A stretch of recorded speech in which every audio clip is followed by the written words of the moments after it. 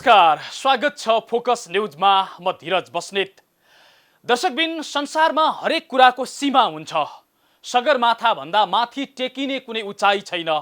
मृत सागर भन्दा तल जाकिने कुनै भूगोल छैन।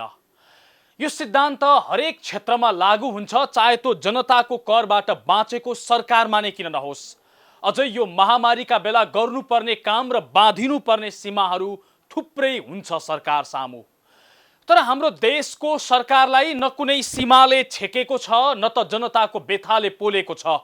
बस कोरोना रोक्ने नाममा लकडाउन थोपरिएको छ र आफू खुसी मनपरी निर्णय गरिराखिएको छ। मनपरी यो अर्थमा कि महामारीका बेला राष्ट्रपतिलाई करोडको गलैँचा, लाखौंको बाथरुम फेर्नु परेको छ। मन्त्रीहरूलाई लाखौं पर्ने जिमखाना बनाउनु परेको छ। स्वास्थ्य सामग्री खरिदमा करोडौंको चलखेल चलिराखेको छ। तर गर्नै पर्ने कोरोनाको पीसीआर परीक्षण दर चाहिँ खुम्च्याइएको छ। क्वारेन्टिनलाई भेडीगोठ जस्तो बनाइएको छ। विदेशमा अलपत्र भएका नागरिकहरू अझै स्वदेश फर्किन पाएका छैनन्। भोकले छटपटिएका जनतालाई घरभित्रै थुनिएको छ। न कुनै राहत, न त कुनै विशेष घोषणा। गर्नै पर्ने कामतर्फ खास ध्यान दिएको छैन सरकारले। गर्नै नहुने कामहरू सीमाहीन ढङ्गबाट गरिराखेको छ। सरकारको यो शैली अति र असह्य भएपछि नागरिकहरू सडकमा उत्रिन थालेका छन्। लकडाउन र सरकारको विरोध हुन थालेको छ। प्रमुख प्रतिपक्षी दलले सरकार असफल भएको निष्कर्ष निकालेको छ। आजको कार्यक्रम नागरिक सडकमै उत्रिने गरी सरकारले यो महामारीका बेला के त्यस्तो नाजायज कामहरू गर्यो र लकडाउन खोल्न सरकार के गरिराखेको छ, यसको नालीबेली खोतल्न केन्द्रित हुनेछ।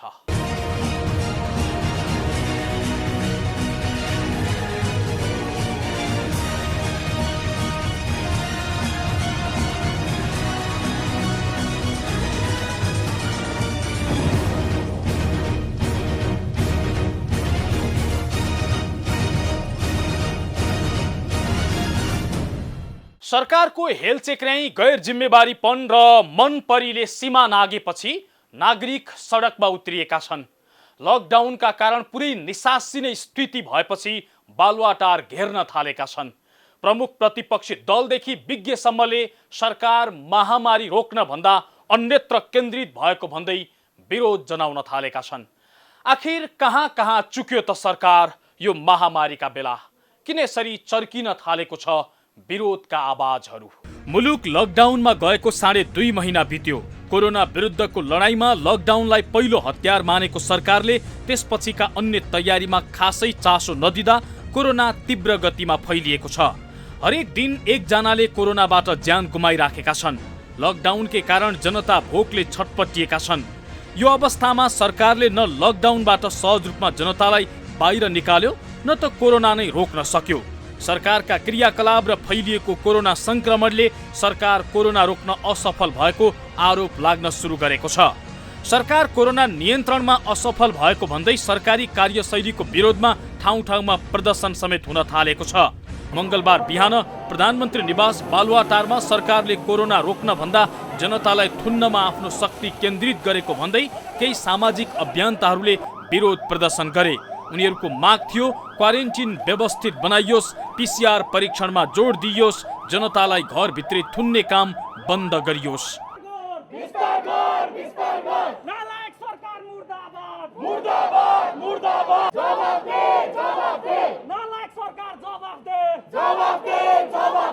सर्वसाधारण नागरिक नै सडकमा उत्रिएर प्रदर्शन गरिरहँदा प्रमुख प्रतिपक्षी दल नेपाली कांग्रेसले सरकार समग्रमा कोरोना रोक्न असफल भएको निष्कर्ष निकालेको छ।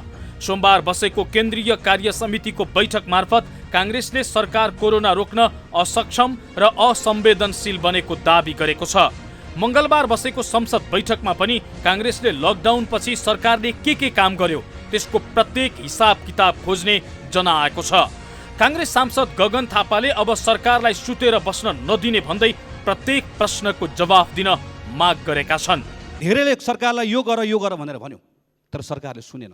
न हाम्रो सुन्यो, न अदालतको सुन्यो, न प्रेसको सुन्यो, न नागरिकको सुन्यो, कसैको सुनेन। नसुन्दै गर्दा आज हाम्रो नियन्त्रणमा रहँदै पनि आज हाम्रो यो अवस्था भएको छ। यो त्यसै भएको होइन।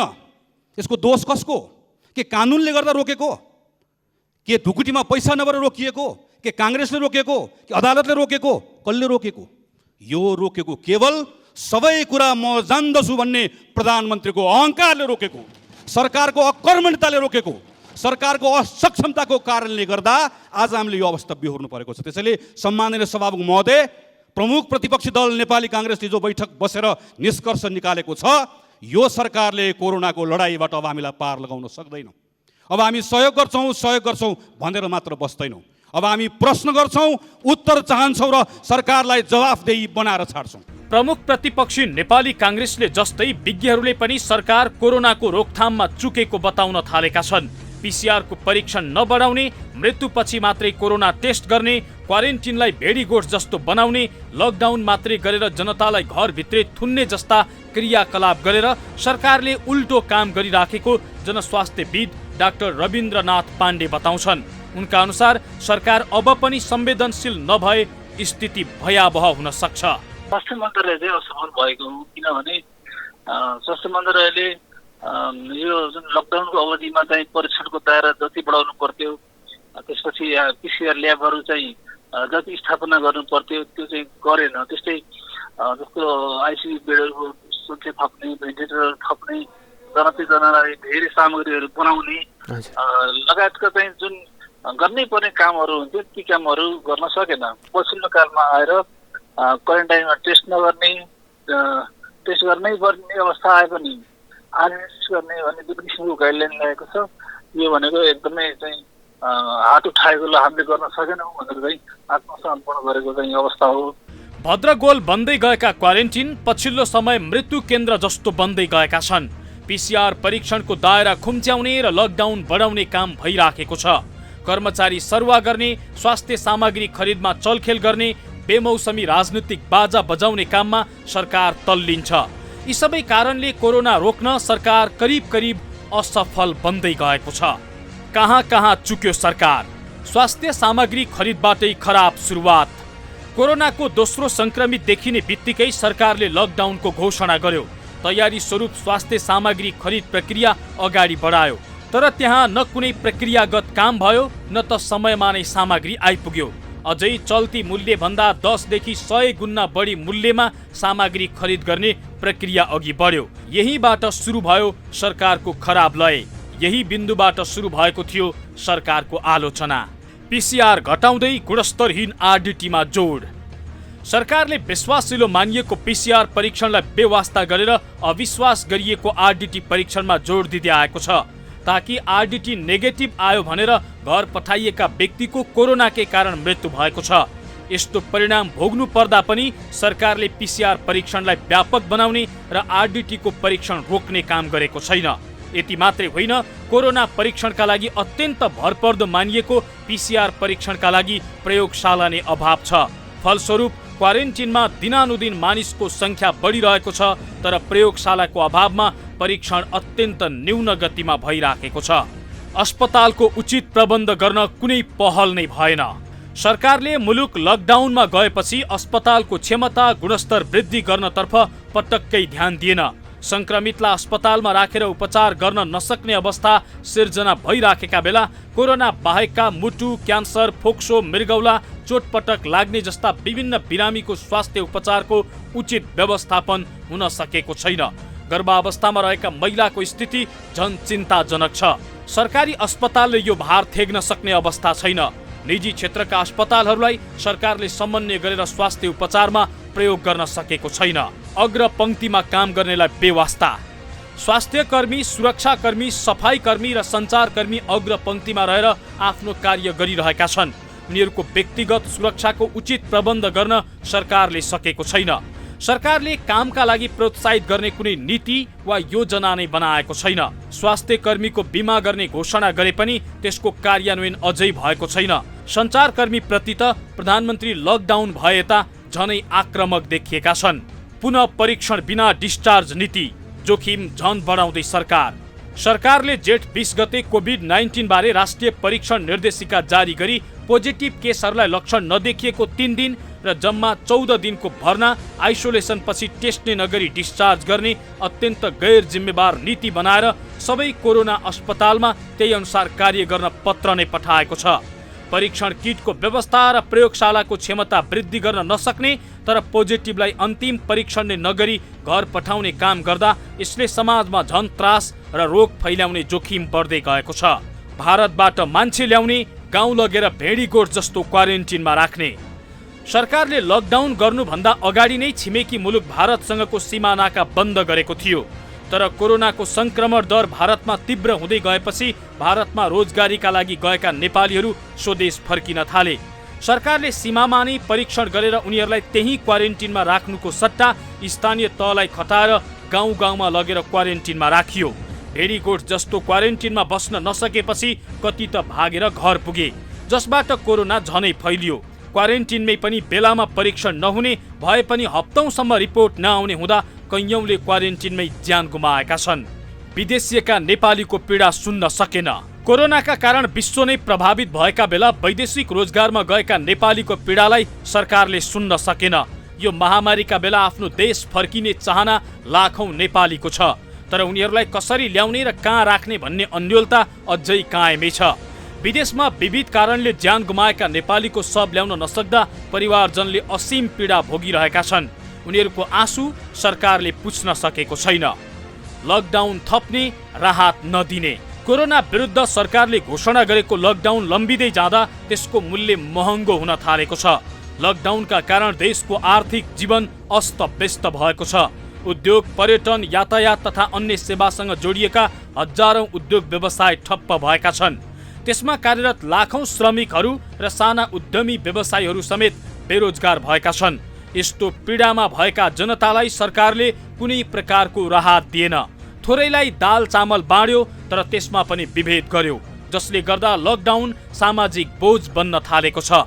सरकारलाई साथ दिएका जनता अब स्वस्फूर्त रूपमा घर बाहिर निस्किन थालेका छन्। कोरोना रोकथामका लागि सक्रिय हुनुपर्ने सरकार यसरी विभिन्न निर्णय र विभिन्न काण्डका कारण विवादमा पर्दै आएको छ, जसले गर्दा कोरोना तीव्र गतिमा फैलिराखेको छ भने आम नागरिक उकुस मुकुस भएर बसेका छन्। यति मात्रै होइन, यही महामारीका बेला राष्ट्रपतिलाई 1 करोडको गलैँचा, लाखौंको बाथरुम र मन्त्रीहरूलाई जिमखाना बनाउन लागिएको छ, जसले सरकारको ध्यान कोरोनाको महामारी रोक्न भन्दा पनि मनपरी निर्णय गर्न र आफ्ना स्वार्थहरू पूरा गर्नतर्फ केन्द्रित रहेको प्रश्न पार्छ।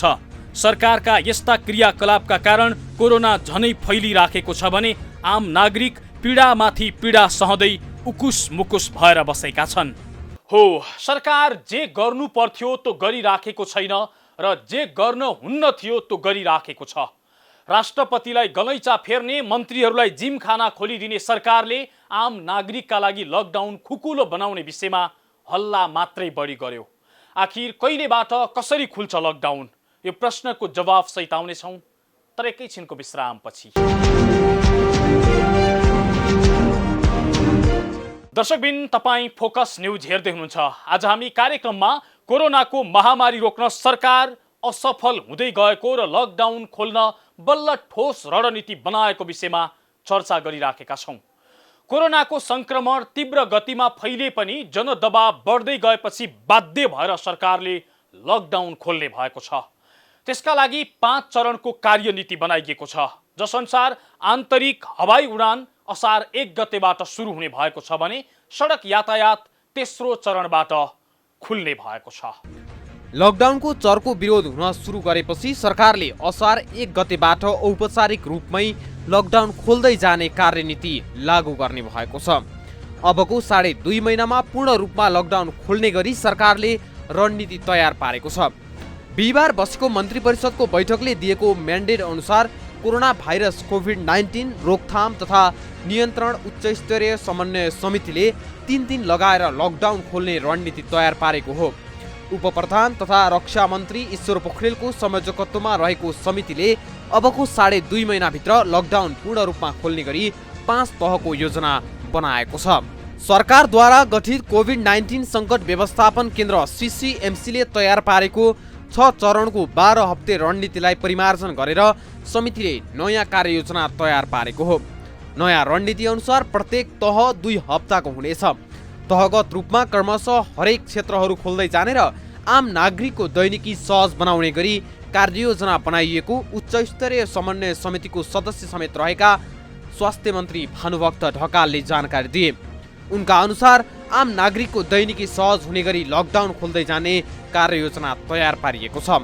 भ्याएसम्म आज नभ्याए भोलि अर्थात् बुधबार बस्ने मन्त्री परिषदको बैठकबाट पारित भएसँगै उच्च स्तरीय समितिले तयार पारेको कार्ययोजना लागू हुनेछ। कार्ययोजना बनाउनु अघि सीसीएमसीको प्रतिवेदन र विभिन्न क्षेत्रका विज्ञहरूसँग समितिले परामर्श गरेको थियो। कार्ययोजना अनुसार पहिलो तहदेखि नै सेवा तथा व्यवसाय बिस्तारै खोलिने रणनीति अघि बढाइने मन्त्री ढकालले जानकारी दिए। अब बस्ने क्याबिनेटबाट हामीले एउटा निश्चित अवधिसम्मको क्यालेन्डर सहितको कार्यक्रम सहित हामी त्यो सार्वजनिक गर्छौँ।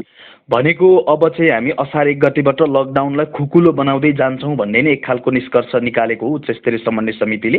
यो सबैतिर निरपेक्ष रूपमा एउटै भाषा प्रयोग गर्ने कुरो भन्दा पनि परिस्थितिजन्य हाम्रा गतिविधिहरू हुन्छन्। तथापि हामी चाहिँ यो अहिलेसम्म 7 दिन 10 दिनको लकडाउन भन्दै जुन एउटा खाँचो टार्ने खालको हिसाबले मात्रै बोल्दै आएका छौँ, त्योभन्दा जनजीवन यसरी आफ्नो काममा लाग्न सक्छ, यो अवधिसम्म चाहिँ हामी यसरी जान सक्छौँ भनेर दसैँसम्मको एउटा मोटो क्यालेन्डर चाहिँ हामी दिन्छौँ। त्यसो गर्दा आम रूपमा जनजीवन सामान्य हुने खालका र गतिविधिमा संलग्न हुने कुरालाई प्राथमिकता राख्दै पनि कतिपय चाहिँ केसहरू भएको ठाउँमा योभन्दा अझ कडा खालको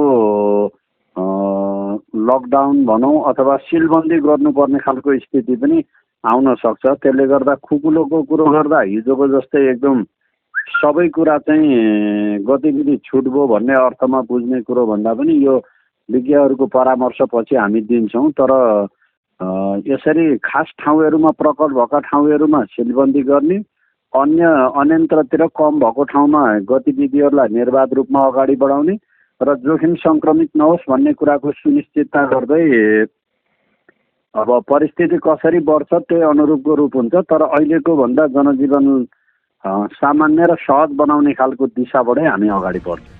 प्रस्तावित सरकारी योजना अनुसार अबको 1 महिनापछि सार्वजनिक सवारी साधन सञ्चालन गर्न दिइने भएको छ भने 15 दिनपछि निजी सवारी साधन चल्न दिनेछ। आन्तरिक हवाई सेवा असार 1 गतेबाट नै खुल्ने भएको छ। सार्वजनिक सवारी साधन सञ्चालनका लागि सरकारले यातायात व्यवसायीहरूसँग छलफल समेत गरेको छ। छलफलमा व्यवसायीहरूले आफ्ना समस्यासहित सरकारलाई सुझाव दिएको नेपाल यातायात राष्ट्रिय व्यवसायी महासङ्घका महासचिव सरोज सिटौलाले जानकारी दिए। 3 दिन पहिलो कार्यविधिको प्रस्ताव हामीलाई पेश गरेको छ। त्यो हामीले अध्ययन गर्न हाम्रो एउटा कमिटी बनाइदिएको छौँ। 3 सदस्यीय कमिटी बनाइदिएको छौँ महासङ्घको तर्फबाट। त्यो कमिटी विभागको पनि कमिटीमा मान्छे छन् र भोलि मात्रै विभागले बैठक बोलायो। मैले महासङ्घको तर्फबाट 3 जनालाई पत्र दिइसकेको अवस्था छ र उहाँहरू छलफल गरेर मसिनो छलफल गरिन्छ। जस्तो टिसिए गाडीमा 15 जना 10 जना हाल्ने र 15 जना सिटमा चाहिँ 5 जना हाल्ने भनिएको छ। दुईटा मैले भने स्वास्थ्य सम्बन्धीको टोटल वातावरण र त्यो सवारीको चाहिँ अब त्यो लाई चाहिँ आर्थिक क्षति को व्यवस्था लगानीको सुनिश्चितता पनि हुनु पर्यो नि त। गाडी चलाएर मात्रै भएन, त्यसको सुनिश्चितता के हो त? सरकारले चाहिँ त्यसको चाहिँ प्याकेज के गर्ने, सवारी चलाउँदाको प्याकेजको व्यवस्था गर्नुपर्ने लगायतको व्यवस्था हामीले राखेका छौँ।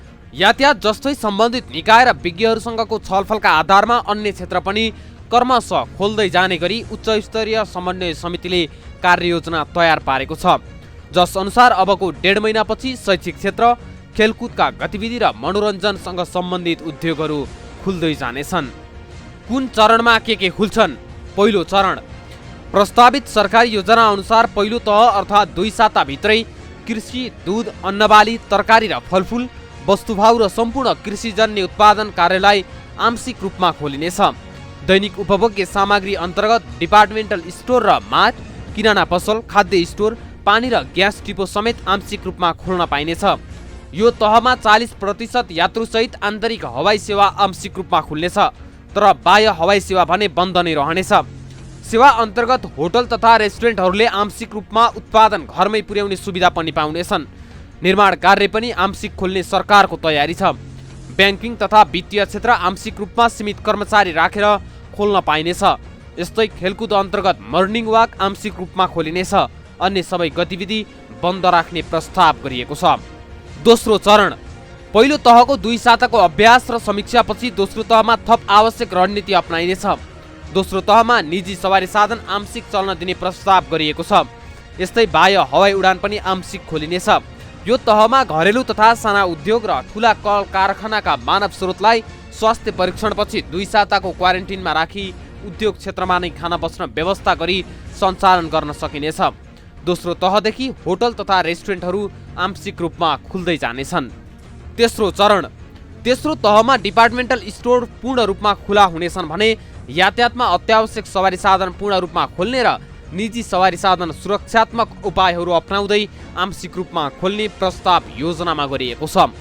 ठुला शहरमा जोर र बिजोर प्रणाली प्रयोग गरी जिल्लाभित्रै मात्रै सवारी साधन सञ्चालन गर्न सकिने प्रस्ताव पनि गरिएको छ। यो तहमा 50% यात्रु राखेर सार्वजनिक सवारी साधन आंशिक रूपमा खुलाउने भनिएको छ। दोस्रो तहबाटै स्कुल तथा कलेजहरू आंशिक रूपमा क्रमशः खुला गर्ने रणनीति पनि बनाइएको छ। यही तहमा भर्ना प्रक्रिया सुरु गर्न निजी तथा सरकारी शैक्षिक संस्थालाई अनुमति दिने योजना सरकारको छ। यही तहबाट संक्रमण रहित जिल्ला छुट्टै सामाजिक दूरी कायम गरी लकडाउन हटाउने रणनीति पनि बनाइएको छ। चौथो चरण चौथो तह अर्थात् 8औं हप्तादेखि यातायात सेवा पूर्ण रूपमा खुला हुनेछ। यही तहबाट निर्माण कार्यसँगै खेलकुदका कार्य शिक्षा क्षेत्र पूर्ण रूपमा सञ्चालनमा आउने भएका छन्। यही तहबाट सिनेमा हल, विद्यालय, कलेज, जिम हल, होटल, बार, फेन्स सप, ब्युटी पार्लर लगायतका सम्पूर्ण व्यवसाय खोलिनेछन्। धार्मिक स्थलहरू आंशिक रूपमा खोल्न पाइनेछ। पाँचौं चरण पाँचौं तह अर्थात् अबको 2.5 महिनाबाट बाह्य उडान पूर्ण रूपमा सञ्चालन गरिनेछ। सबै क्षेत्र पूर्ण रूपमा खोलिने भएको छ, तर सार्वजनिक स्थानमा मास्क तथा भौतिक दूरी अनिवार्य कायम गराउने र यसको नियमित अनुगमन गर्ने कार्यनीतिमा उल्लेख गरिएको छ। अन्ततः चर्को दबावपछि सरकार लकडाउन खोल्न सहमत भएको छ। तर जसरी लकडाउन खोल्न लागिएको छ यसबाट उत्पन्न हुने जोखिम पनि त्यति नै खतरनाक छ। आफ्नो स्वार्थका लागि सीमाहीन निर्णय गर्ने सरकारले जनताको स्वास्थ्यका लागि विशेष ध्यान दियोस्। कम्तीमा परीक्षणलाई व्यापक बनाओस्। लकडाउन खोल्ने मात्रै होइन, कुन क्षेत्र कसरी सञ्चालन गर्ने भन्ने पनि विशेष रणनीति बनाइयोस्। यातायात सञ्चालन गर्दा कसरी गर्ने, विद्यालय खोल्दा कुन तरिकाले खोल्ने, यस्ता विषयमा बेलैमा सोचियोस्। केवल गलैँचा किन्न र जिम खाना बनाउनतिर मात्रै ध्यान नजाओस्। हौस् त, आजलाई फोकस न्युज यति नै। फोकस न्युज टिमका सहकर्मी डेभिड पाण्डेसँगै हामी सबै बिदा भयौँ। नमस्ते।